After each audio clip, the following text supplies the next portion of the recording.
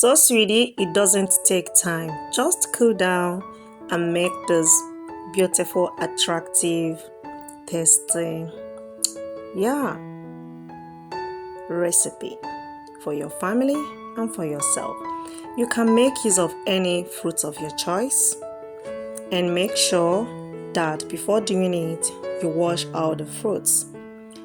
And not only that, make sure you have this chocolate form or ice cube form.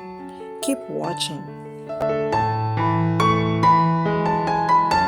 So here I have orange, lemon and red currants. Different fruit serves for many purposes. It depends on what you want to use it for.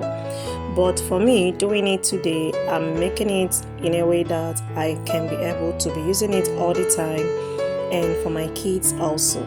In fact, my family love it. Let me just tell you the truth. They like it and it doesn't waste time.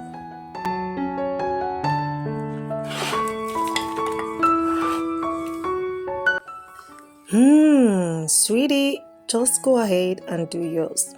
The nutritional benefit is 99.99999%. Just go ahead and make yours today and make your family feel good and always let their immune system be high.